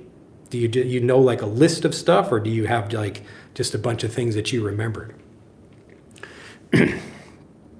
So it's important to understand, like it is possible to get fluent, and you can get fluent quickly if you learn English like a native.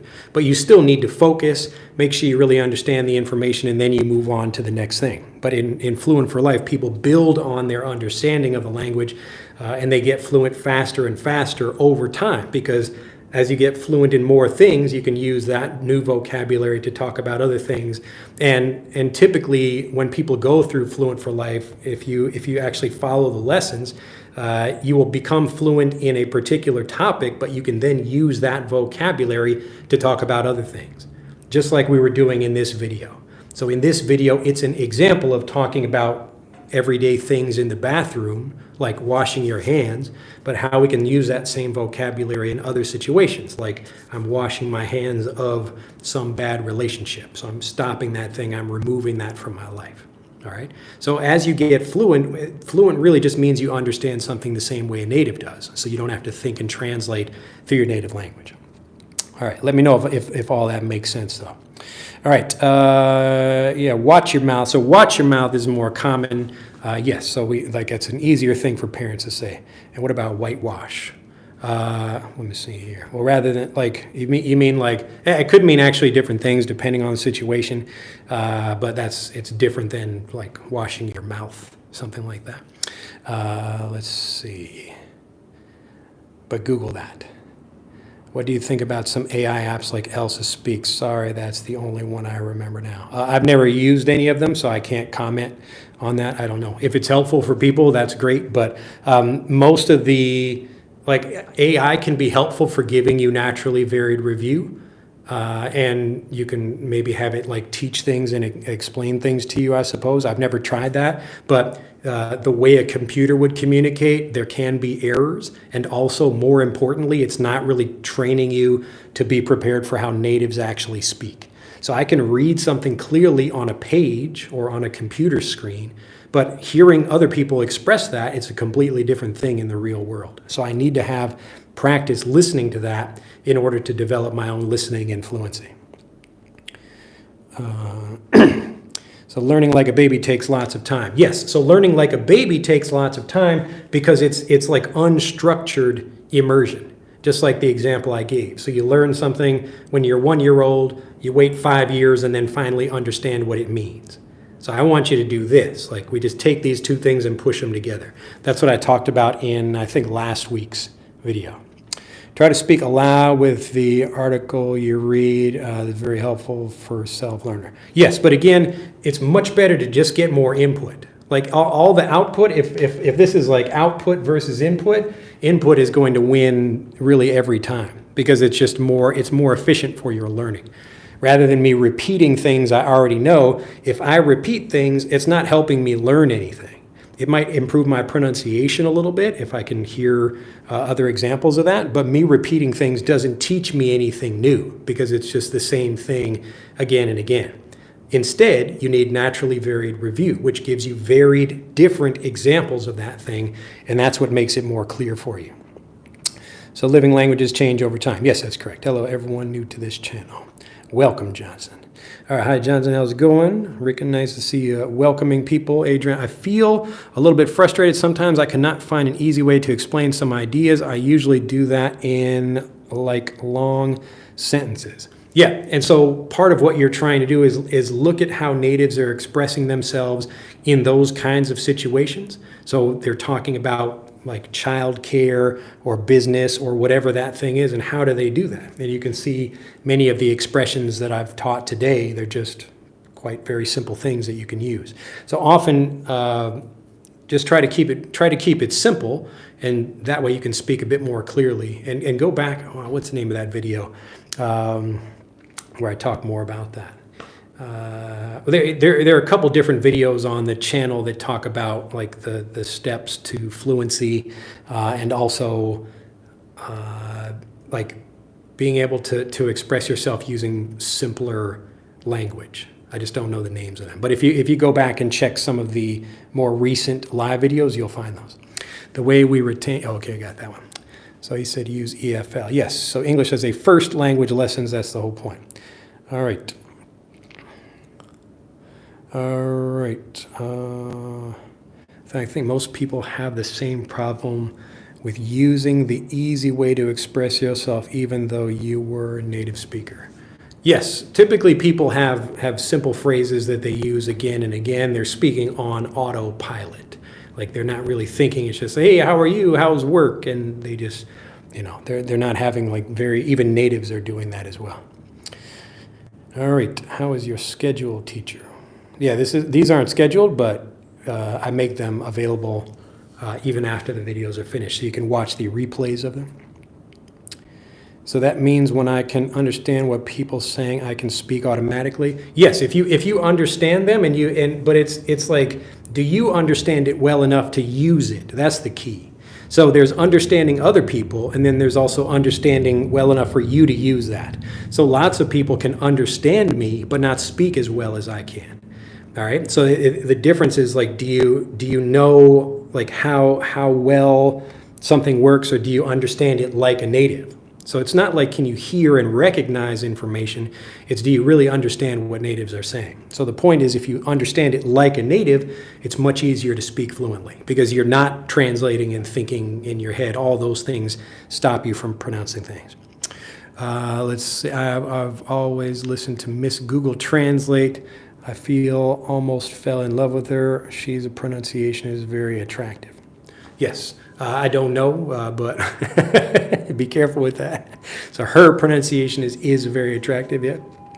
So over 90% of daily English conversation consists of 3,000 to 4,000 words from what I heard. Yes, and it's the same thing in Japanese, or most languages are like that. So you have this same power curve of most of the language, or the important language. It's only like a small part of what people are actually using.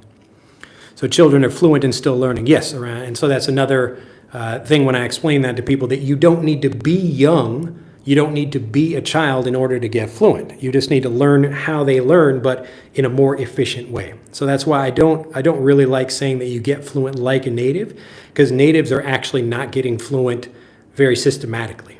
So if I could take, for my own children, I have to get them fluent systematically because they spend more time in Japanese during their day.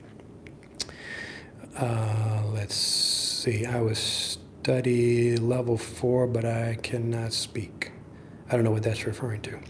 I've learned about 10,000 words that help understand in reading, not in spoken, and even I have not heard you use those vocabulary I have learned. Yes, so there are lots, Jahir, there are lots of vocabulary that you learn it and you don't use it, and you're basically just wasting your time with that. So it's helpful to know words, but if you can't actually use them fluently, that's why you look at a child, and a child has a smaller vocabulary, but they speak better. It's just because they've understood that vocabulary like a native. That's the secret. And that's what you guys can do too. That's what I teach. All right, now it is very hard to find a scientist in our real life to have a full conversation. Well, you can meet people online if that's what you're talking about. Otherwise, I can use a dictionary.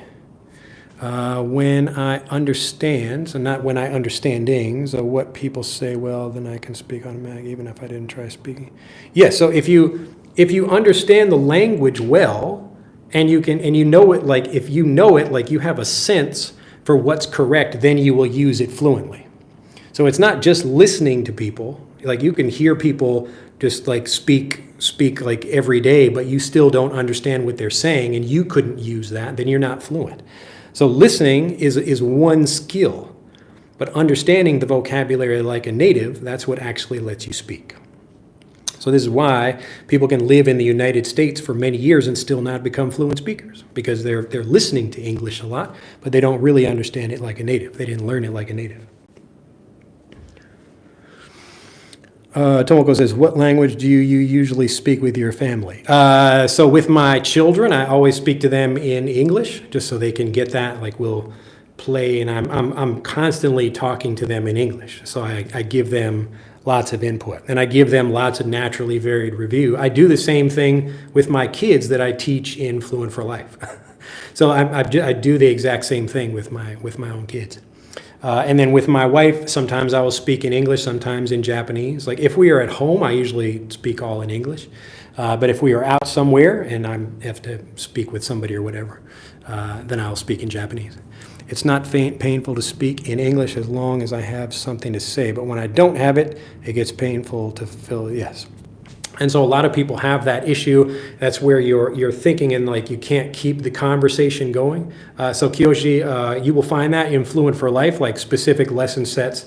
If you feel confident about the vocabulary, but you just like more help with like keeping the flow going. So the lesson set about storytelling, or what's another good one? Well, all of them will kind of show you how to do that. But if you really pay attention, like especially to me, you'll notice as I'm speaking with people, I control the flow of the conversation by how I'm asking people questions and how I do that. So if you pay attention to what I do and the words I use for that, it will help with your conversations as well. I believe you can, Ella. If you fully understand what people say, you can respond to them. So again, like if you don't feel bad about making incorrect like grammar mistakes, so you can respond to them, you would say you can respond to them. You can respond to them. So that's like a simple thing where you didn't understand that language like a native, and that's why you're making a mistake about it. So it's nothing bad about you. This is just how people learn the language. So most people learn the language as a second language, and that's why they make mistakes like that, like response, which is a noun, rather than respond, which is the verb. So if you really, like the point is to understand the grammar where you feel confident about using it. If you feel nervous, it means you're not yet fluent in that vocabulary. That's the whole point. Thanks, your videos are extremely helpful, says Adrian. It's my pleasure. So I've learned, okay, I got that one. Bruno, nice to see you again. Hey, Drew, sup? I've seen the amazing espresso video on your channel. Can you give us more ideas of situations on how many videos we should get to practice NVR? So remember the idea for naturally varied review, like I just gave the example of shuseki kado, or shuseki suru in Japanese, means to attend or attendance. And so I got 2 examples of that. So the naturally varied review for me for this situation was 2 examples. And that's all I needed to understand something. The problem is that it was like 5 years in between getting those examples. So if you hear one example and you don't quite understand something, and then you get another example and you finally understand it, that's great. But the point is to put those 2 things together. That's why when I teach, you'll notice I give different ways of saying things in the same video or in the same, lesson like this. Like I'm talking about how do we express something in different ways. If you're paying attention, if you listen, you will get those things automatically. And so you will find, I'm trying to do 2 things. The first thing is make sure you can understand a wider range of responses or things that other people might say, but also just give you a couple of different things, and you can choose even just one of those things that you feel very confident about and then use that. All right, so when we cover like all of these examples, most of them will just kind of go into your brain and you're not really thinking about them. But maybe 1 or 2 you will feel very confident about and you will use those. This is what people do in their everyday life when they're communicating, even in their native language. Let's see here. So again, about Bruno's question about naturally varied review. So it just, like the example I gave, it depends on you, and it's different for each situation. So I think I answer that. If you watch the previous video, like the 10, it's called, what's the name of that video? I forget. It's like 10 things every English learner should know about fluency. I think so. So 10 things every English learner should know about fluency. And in that video, I answer that question specifically about naturally varied review. Kiyoshi, it sounds like a communication awkward issue. I have that problem with my native language as well sometimes. Yes, so some people, if you're just not a very good communicator, that's a different issue than like a language issue. It just depends on the situation. 3,000 thanks to Teacher Drew. Little berries along the path. It's my pleasure. Dense content. Yeah.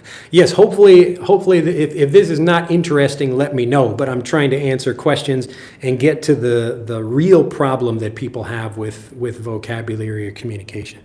So each person can be a little bit different. But Kyosh says, I watched your Master Conversation video session where you talked with a bar owner who looked a little bit tired after his long day.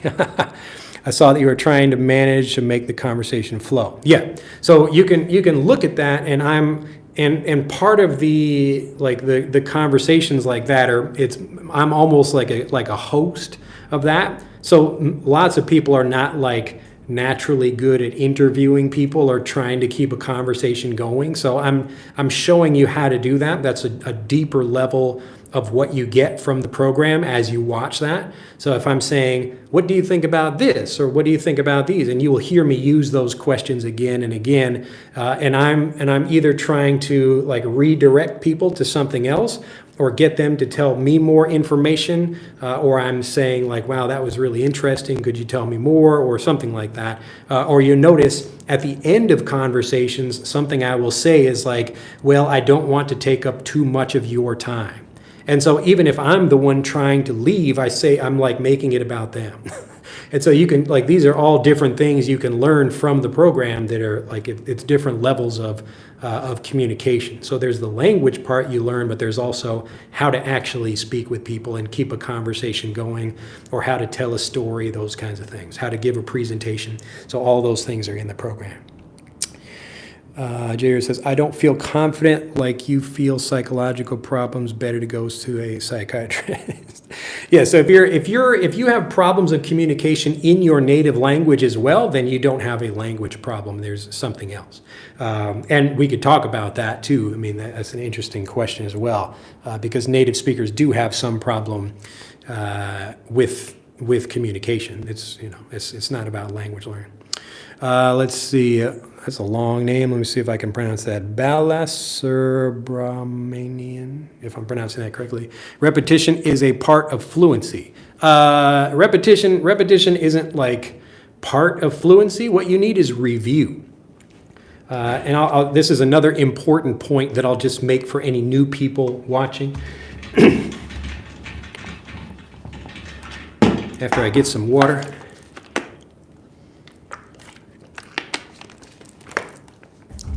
So when you learn information or you hear something new, so here's the first time you hear something. So here's like, we just imagine I'm telling you something.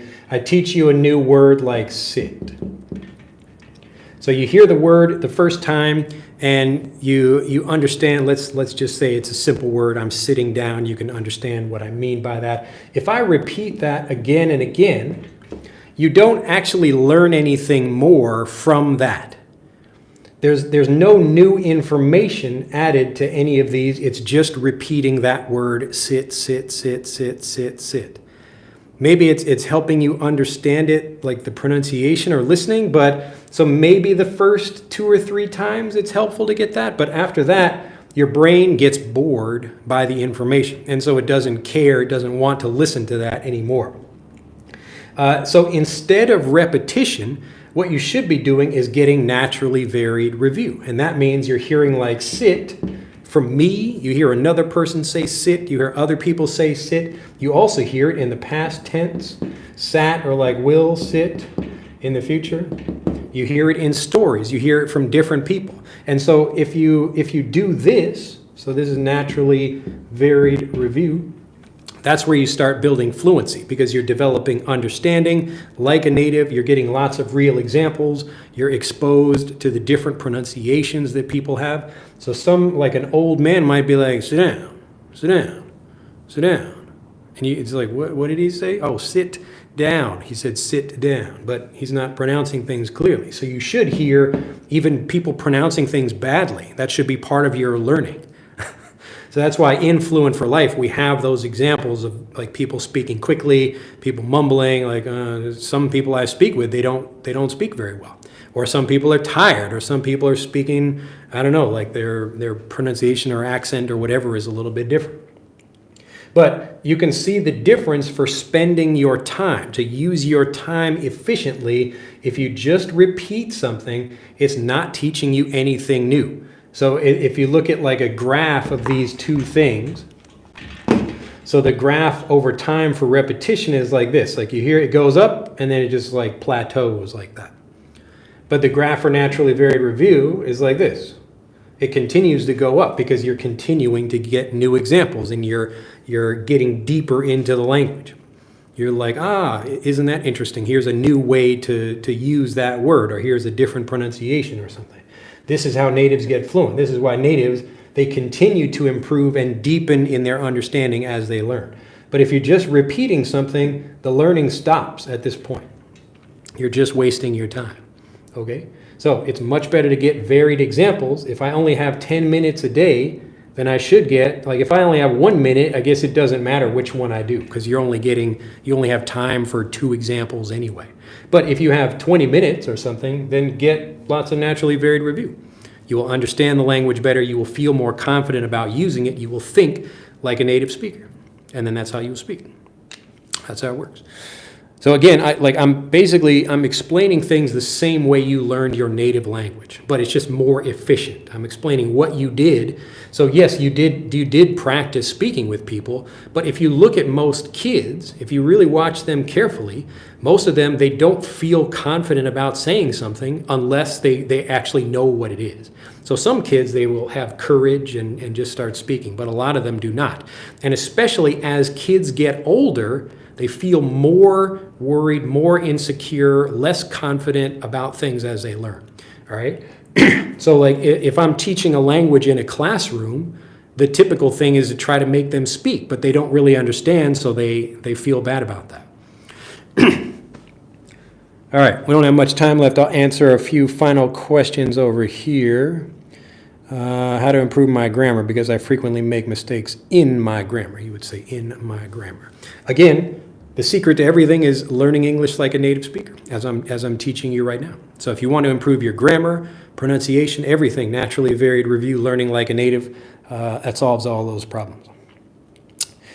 Let's see. Oh, I have an interest in the grammar question as well. Yeah, that's the same thing. And so also if you look at grammar is a part of the language just like pronunciation and vocabulary. So you learn all of these things at the same time when you learn like a native. So a grammar example, like take off the cap, put back or put on the cap.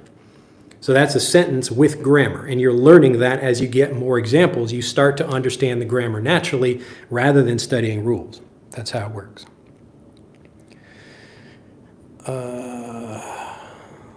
Okay, a couple more of these. Can I reach the level where I can distinguish mistakes when others speak English? Yeah, sure. Miro says, hi, thanks for the video. I can give presentations and talk confidently when it comes to scientific topics, but in other discussions out of my major, I'm not fluent. Yes, and so this is a common issue. It's just you need to get that information about those different topics. This is what we do in Fluent for Life.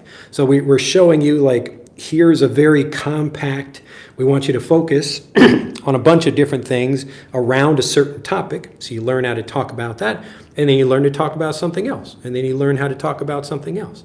So the reason you can speak about your topic, your profession or your industry or your major or whatever, is because you know it well. You've spent a lot of time with it. So if you do the same thing with other things, but you do it efficiently, you can get those same results. All right, like children, if you just repeat something that you're wasting your time, how ironic. Yes, you would say, how ironic, how ironic. Yes, so there is value to repetition, but it's just more valuable to get varied review. Again, you need to have your learning be like the actual conversations. So how you learn is how you speak. If you only repeat one word again and again, and you don't hear that word in a real conversation, then you will be worried, you will be confused, and you won't know what to say. Sometimes small differences in accent can take us aback. Yes, that's true. I'm able to understand what the news reporters say, but not able to speak as fluently as they do. Yes, again, it's all about how you practice and how you learn. Sometimes we use English in our native mood, therefore it can sometimes would cause an offense to other people who are native English speakers because of misunderstanding. Yep. And again, that's the value of learning things as a native speaker. So you make the same kinds of ways of speaking, or the same moods, or the ways you move, that kind of thing. So I said, I can try to speak in English, but I can't. What do I do, or what should I do? You do this. Go back and watch my videos and you will improve. Thank you, Drew. I have to go to bed. Thank you so much for your time. My pleasure. Your throat is being clogged up. Yes, it's getting it's getting dried out. Really, that would probably be a better thing. I'm glad it's not getting clogged up, because that would mean I have a breathing problem. The most problem I struggle with is grammar. Yeah, you could say the biggest problem, or the number one problem I struggle with, is grammar. Thank you so much, says Muriel. Yeah, so remember, the point is to understand the language like a native. And you do that by learning English as a first language. So it solves everything. Please use the word implacable in spoken. You mean like please say the word implacable? Implacable? If you'd like to hear me say words, get Frederick. You'll hear me say thousands of words. That's why I made the app. Thanks for your lecture. Thanks for everyone over there. Nice to see you. I appreciate the lecture. Glad to hear it. Wish you the best, teacher. Thank you forever. Let's see, what time is it? Yes, I have to go in 1 minute, but I remember one question from earlier. This is like things falling through the cracks, just because 2 people asked about this. So if you imagine I'm sweeping the floor, there might be some cracks in a wooden floor, and little pieces of dust fall through that. Or if I scoop up some water with my hands, there might be like some little cracks in my fingers, and the water still like falls through my fingers. So typically when people say, like if I'm teaching you something, you're scooping up a bunch of information from me, but some of it, like you won't retain all of that information. So that's what it means when things fall through the cracks. And so this other learner was asking about that. They said they had found like political examples of that. And so like a politician will say, like, we created this new program, but some people are still falling through the cracks. It means that the political program did not help them. So they tried, just like they're scooping up a bunch of water, and some of the water gets through. So you don't scoop it all up. Some of it falls through the cracks. All right. Magic Bob says, thank you forever. How can I stop translating in my head? Learn English as a first language. That's the answer. The answer to everything. I was amazed when I discovered this, and I found out it's proven. Another teacher sent me some reports from, like, I think the French government about that they were saying the same thing. And I found the same thing in Japan. So lots of people are discovering, yes, you should be learning English as a first language. That's how you get fluent. So it's not a mystery. It's just most people don't do it. Why do I call it Frederick? Originally, I called the app Scroll Phonics because it's teaching a lot of phonics, but I call it Frederick because the more, like the deeper, more important part is that it's teaching you to read and pronounce and understand. And so there was an American former slave named Frederick Douglass, and he taught himself to read. And so I thought that was a cool name for the app. Thank you so much. I just get messed up and I just get up, okay, and having breakfast. Let's see, Aaron says a grooves. I will miss you until the next video. Well, you can join me, and the next video should be my Thursday, I think. I think I'll probably go a little bit deeper into some of this. Let's see, Marissa says, I bought your program, The Vault. Why don't you update or record more master classes? Because there are already 8 years of them. So we don't really need more. Like, more content is not the issue. I think a lot of learners are like, we need more content, but what's really happening is they're not reviewing everything that they have. So if you go through even like 5 of the lesson sets, or 6 of them, or 10 of them, you should be like speaking much better. You should be feeling more confident about the language without having to get more and more content. So the point is not to get more, it's to get better at that content. That's how you get fluent. All right, phrasal verbs learning and natural, please help me. Yes, the visual guide to phrasal verbs, you can look that up. We offer that program as well, and that's in Fluent for Life also. But it shows you how to learn them like a native. Edson says, is it possible to learn English without having someone to speak to? Yes, I answered that question already. Do you think reading stories are also a good way to improve? Yes, absolutely. Thanks for enjoying the day. Hi, Drew, says Kolkati. All right, Sandra says, have a good one. All right. Yes, everybody recognizes it's time to pull the plug. Pull the plug. Time to shut this down. But thank you again for joining me. Remember, how you learn is how you speak. You are going to go live on your birthday. Yes, on your birthday. Yes, I think I will be live on my birthday. So send me a birthday present. All right, so that should be next Thursday. No, this Thursday. So in 3 days, I think. But have a fantastic day. Go back. Remember to review the information. Stop looking for new stuff until you already know the stuff that you really have. Happy birthday. Yes, almost. I'll see you then. Bye-bye.